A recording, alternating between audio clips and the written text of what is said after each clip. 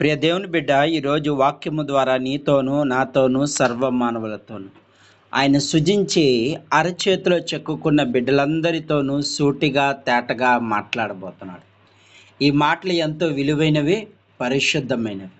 ఈ మాటలు అనాలోచన కాక నీ హృదయంలో ఉంచుకొని నీవు వాక్యానుసారంగా జీవించినప్పుడు పరలోక రాజ్యానికి వారసులయ్యే మాటలు కనుక ఈ మాటలు విని విడిచిపెట్టకుండా అనేక మందికి షేర్ చేద్దాం. అయితే ఈ రోజున పరిశుద్ధాత్మదేవుడు గత కొంతకాలం నుంచి పరిశుద్ధాత్మదేవుడు మనతో మాట్లాడుతుందేమనగా, దేవుని మందసాన్ని ఫిలిష్తీయులు 7 నెలలు ఉంచుకొని తట్టుకోలేకపోయారు. తర్వాత ఏం జరిగిందన్నది ఈరోజు పరిశుద్ధాత్మదేవుడు అదే గ్రంథము ద్వారా 1 సమూయేలు గ్రంథము 6వ అధ్యాయము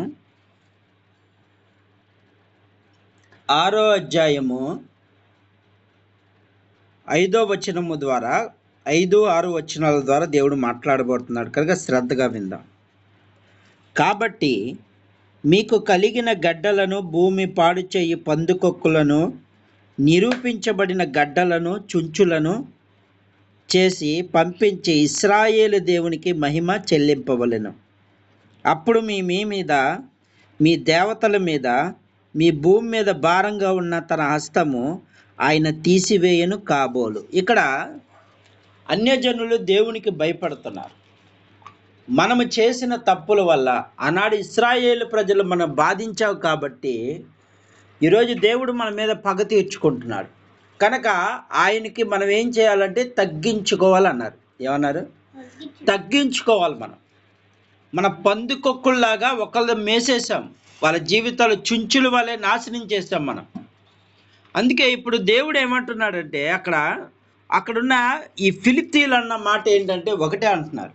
ఏమంటలేదు, ఒకటే అంటున్నారు, మనము తగ్గించుకుందాం, లేకపోతే దేవుని కోపం మన మీదకే వస్తుంది. మనం ఒకవేళ తగ్గించుకోకపోతే మనం ఏమైపోతామంటే నాశనం అయిపోతాం.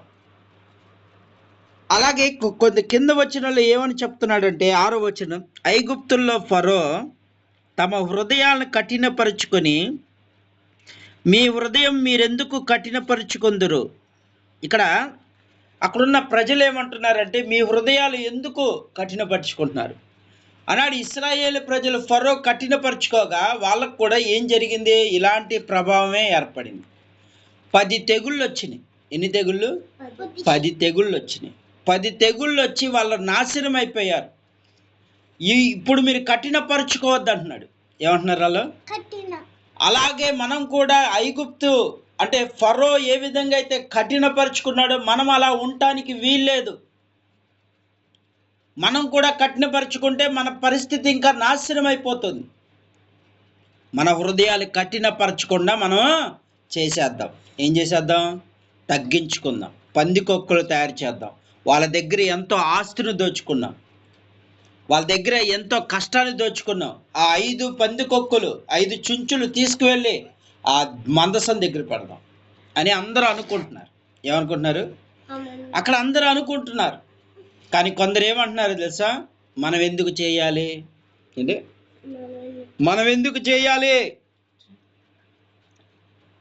మన దేవుళ్ళు ఉన్నారు కదా, మనం ఎందుకు చేయాలి అని కొందరు అంటా ఉంటే, కొందరు ఏమంటున్నారంటే మనం అలా ఉండొద్దు. ఏమంటున్నారు? మనం అలా ఉండొద్దు. ఆనాడు ఫరో రోజును కూడా ఇదే జరిగింది. కఠినపరుచుకున్నాడు, ఇశ్రాయేలు ప్రజలను పోనీయలేదు. అదే ఇక్కడ మాట చెప్తున్నారు. వాళ్ళు ఏం చెప్తున్నారు? ఐగుప్తు ఫరో తమ హృదయాన్ని కఠినపరుచుకొని, మీ హృదయం మీరెందుకు కఠినపరుచుకుందురు. ఆయన వారి అద్భుత కార్యాలు చేయగా వారు తమ జనులను పోనిచ్చిరి. ఇశ్రాయేలు వెళ్ళిపోయిరి కదా అంటే గుర్తు చేస్తున్నాడు. అక్కడున్న ప్రజలు ఎవరికి గుర్తు చేస్తున్నారు? ఫిలిష్తీయులకు గుర్తు చేస్తున్నారు.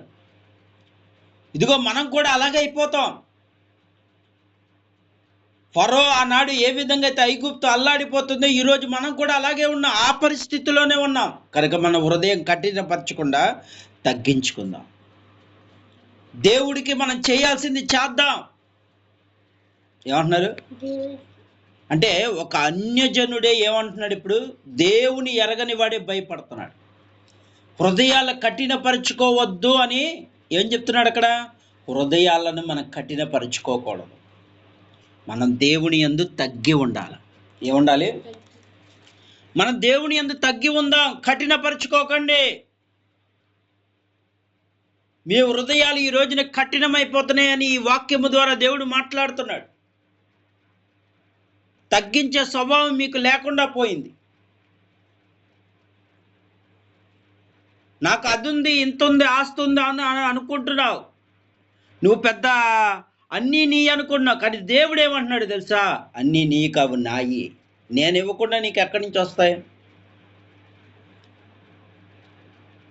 ఇల్లున్నా, లేకపోతే బంగ్లాలున్నా, కారున్నా, అది దేవుడు ఇవ్వకుండా నీకు ఎక్కడి నుంచి వస్తాయి? కానీ మానవుడు ఏమవుతున్నాడంటే అంతా నాదే అనుకుంటున్నాడు. నా స్థలము, నా ప్రాంతము, నా ఊరు అనుకుంటున్నాడు. ఏది నీది కాదు, దేవుడిచ్చింది. దేవుడి కనికరంతో నీకు ఇచ్చినాడు. కానీ నువ్వేం చేస్తున్నావు అంటే కఠినమైపోతున్నావు. దేవుని యందు నువ్వు తగ్గించుకోలేకపోతున్నావు. దేవుడి మందిరానికి వెళ్తున్నావు, వాక్యాన్ని వింటున్నావు, కానీ నీకేంటి? హృదయం కఠినమైపోయింది. దేవుని పాదాల దగ్గర కన్నీరు కార్చలేకపోతున్నావు. హృదయం కఠిన గల వాళ్ళు ఏం చేస్తారు? ఏడవగలుగుతారా? రాయి అయిపోద్ది వాళ్ళ గుండె. ఏమైపోతుంది? రాయి అయిపోద్ది. ఆ గుండె రాయి అయిపోవడం వల్ల ఏడుపు రాదు వాళ్ళకి. ఒక రోజున నేను ఇక్కడే మా మాయ చనిపోయాడు. మా మాయ చనిపోయినప్పుడు అక్కడ మా అత్తను చూసి, అంటే అత్త అవుతుంది ఆమె ఏడవట్ల. ఏంటమ్మా ఏడవట్లేదంటే, అలాంటి కొందరు గుండెలు రాయి అయిపోతారు రాయ్యా, అందుకే ఏడవదు అన్న. అంటే వాళ్ళ హృదయంలో ఇక కన్నీరు రాదు, ఇక పశ్చాత్తాపం అనేది ఉండదు వాళ్ళకి. అందుకే దేవుడు ఏమంటున్నాడు తెలుసా? విరిగి నలిగిన హృదయం నాకు కావాలి. ఏం కావాలి? విరిగి నలిగిన హృదయం నాకు కావాలంటున్నాడు. ఇప్పుడు అదే ఐగుప్తు దేశంలో, ఇప్పుడు ఐగుప్తుల్లో కూడా కఠినమైపోతున్నారు. ఎవరెవరైతే కఠినమైన హృదయాలు కలిగిన వారు, ఐగుప్తు అయినా సరే, దేవుని పిల్లలైనా సరే, దేవుడు వాళ్ళకి ఏది జరగదు. ఈ రాత్రి కాల సమయంలో దేవుడు చెప్తున్నాడు, ప్రియ దేవుని కఠినపరుచుకోవద్దు.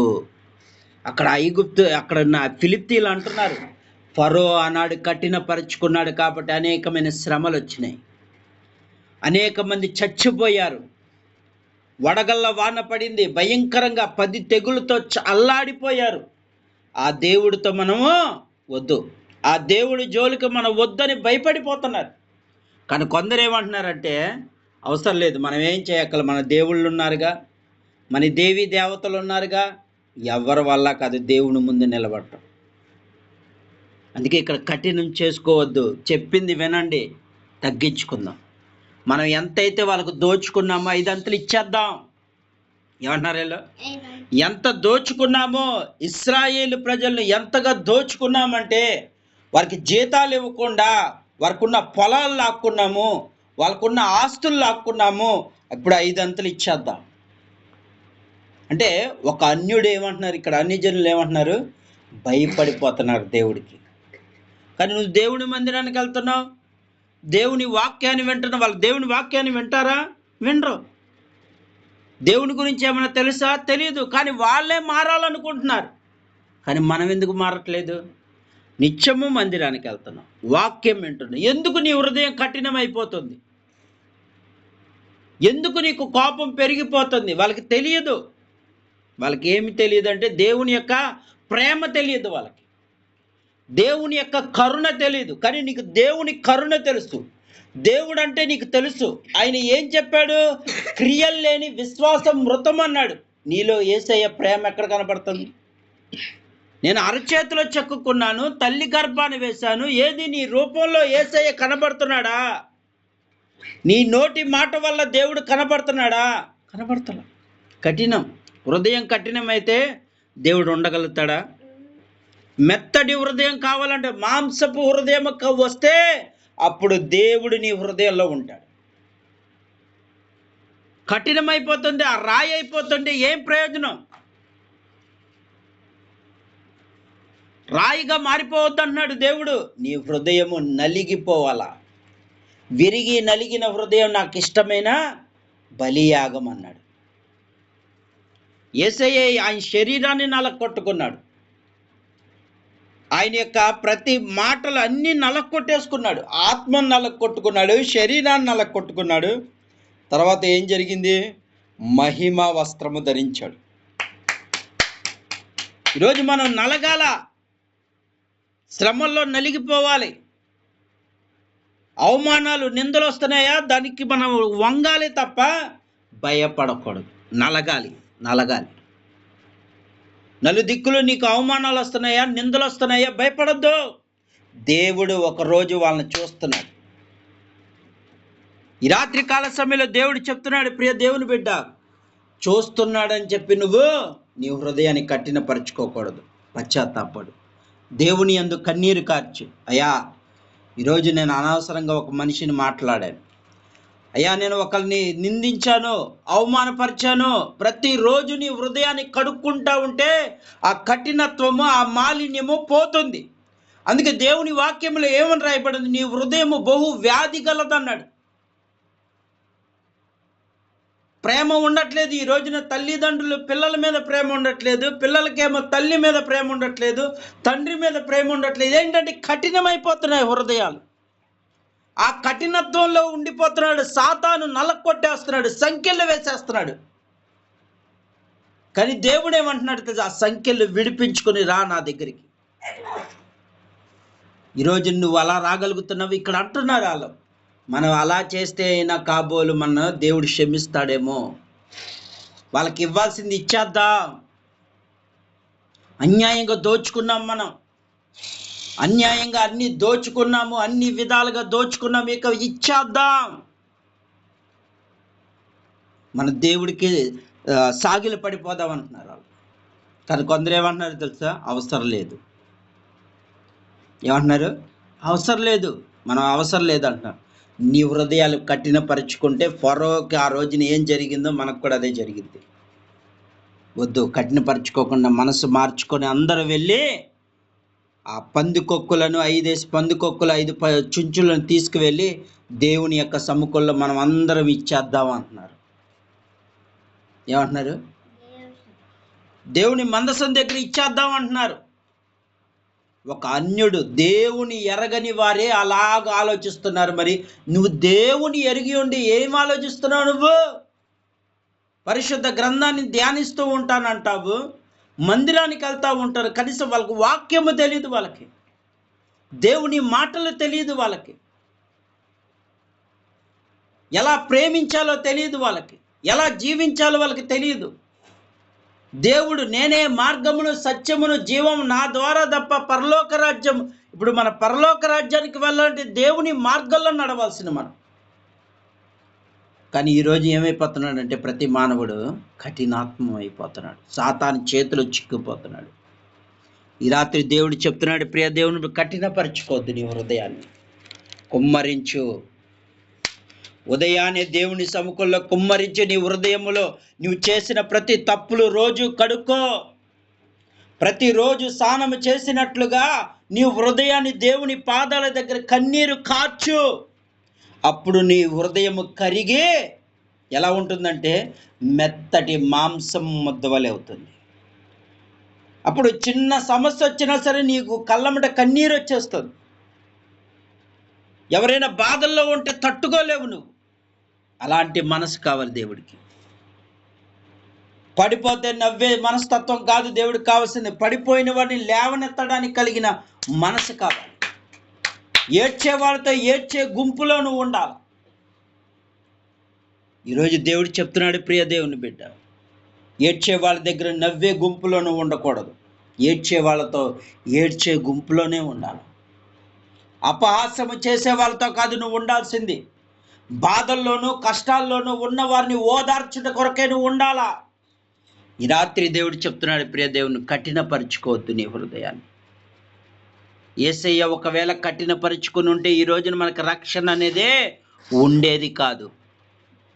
యేసయ్య ఈ రోజున కఠినపరుచుకుంటే మనం ఈ భూమి మీద బ్రతికి ఉండే వాళ్ళము కాము. కానీ నీకేంటి, ప్రతి 24 గంటలు నిన్ను కాచి కాపాడుతున్నాడు. నీ పాపాలు ఒప్పుకోలేకపోతున్నావు. ఒప్పుకుంటే కనికరం పొందుకుంటాను దేవుడు చెప్తావంటే, ఉదయాన్నే లేచి దేవునికి ప్రార్థన చేసి రాత్రికాల సమయంలో నీ పాపాలు ఒప్పుకొని చూడు, పశ్చాత్తాపడు.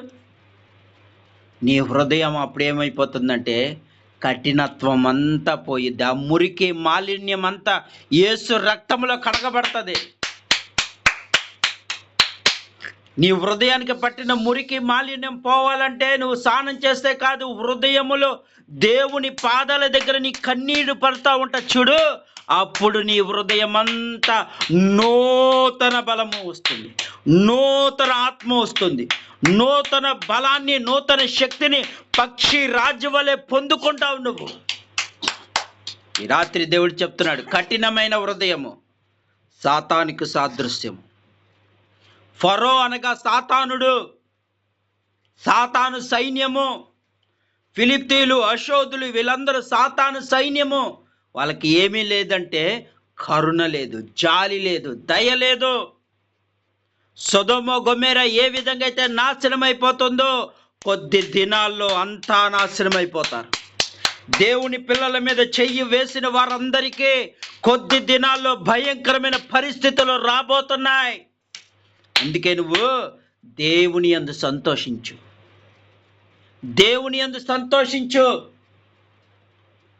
దేవుని యందు సంతోషించు అన్నాడు. పౌలు శీలలు కూడా చెరసాల్లో పడేశారు, దెబ్బలు కొట్టినా సరే ఏం చేశారు వాళ్ళు? దేవుని యందు సంతోషించారు తప్ప అయ్యో అని కింద పడిపోలా, కృంగిపోలా.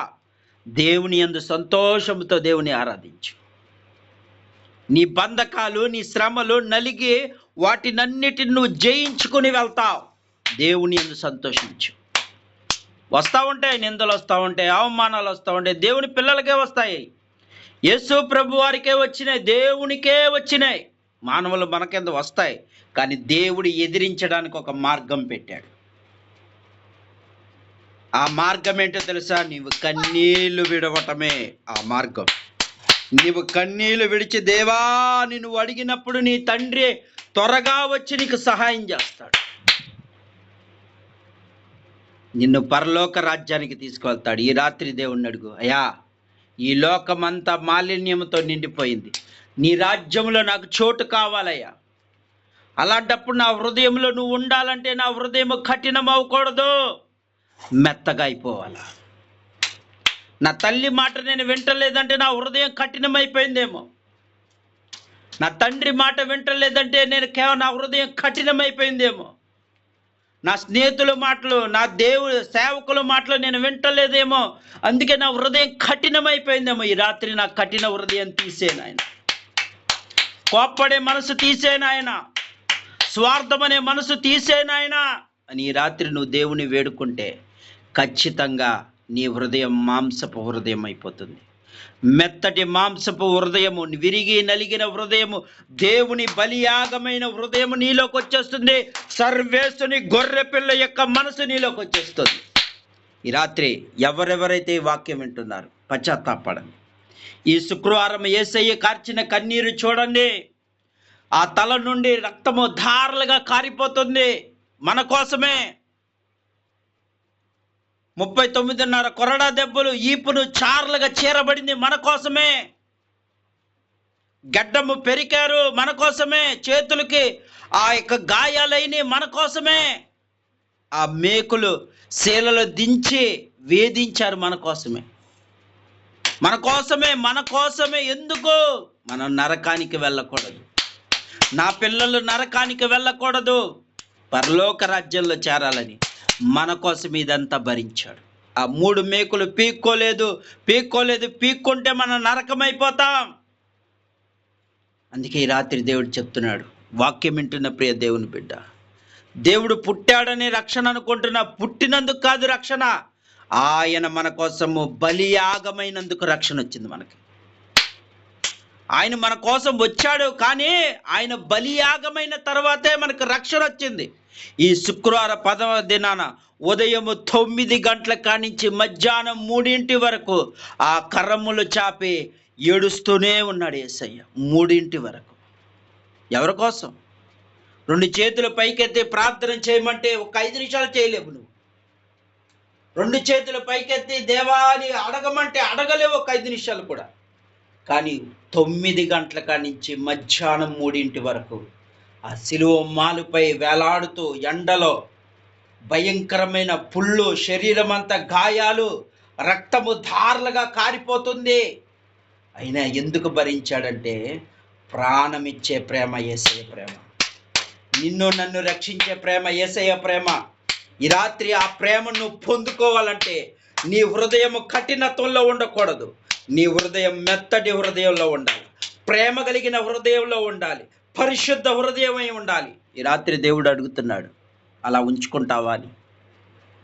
అయితే అడుగు ఈ రాత్రి, అయ్యా నేను చేసిన తప్పే నాయన, ఇన్నాళ్ళు అవమానపరిచాను, నిందలు వేశాను, నీ పరిశుద్ధ గ్రంథాన్ని పట్టుకొని వెళ్తున్నాను, కానీ నా హృదయం మారట్లేదయ్యా, ఇప్పుడే మార్చు ప్రభువా అని ఈ శుక్రవార పర్వదినాన్ని అడిగితే ఆయన నీ రక్తము ద్వారా, ఆయన రక్తము ద్వారా నీ ఆత్మను కడగబోతున్నాడు.